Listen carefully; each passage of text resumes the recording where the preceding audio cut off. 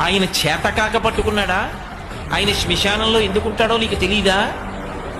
ఆయన శ్మశానంలో ఎందుకుంటాడు అంటే, చచ్చిపోయేటంత వరకు అక్కర్లేని చోట్లన్నింటిలోనూ తిరిగి ఎన్నడూ శ్మశానానికి వెళ్ళని వాడు చచ్చిపోయిన తర్వాత కాళ్ళు చేతులు కట్టి కొత్త కర్రల మీద పట్టుకెళ్ళి తీసుకెళ్లి దహించేస్తే వాడిలో ఉన్న జీవుడే పైకి లేచి ఒక్కడు నిలబడి ఏడుస్తుంటే ప్రదోషవేళ అయిపోయిన తర్వాత కొడుకు కూడా పక్కన లేకుండా అందరూ ఇంటికి వెళ్ళిపోతే అయ్యో నాది నాదనుకున్న ఈ శరీరం కూడా కాలిపోయిందని ఏడుస్తుంటే చచ్చిపోయిన వాడు ఇంకొక మాట చచ్చిపోకుండా ఉండడానికి ఓదార్చడానికి నాన్నవాడు ఒక్కడక్కడ ఉండడని నేనున్నాను పార్వతి అని చెప్పాడు మహాభారతం అనుశాసనిక పర్వంలో. సభలో అంతమంది ఉంటే ఒక్కడు శివుని ఇల్లాలు అమ్మవారు వచ్చిందని అన్నవాడు లేడు.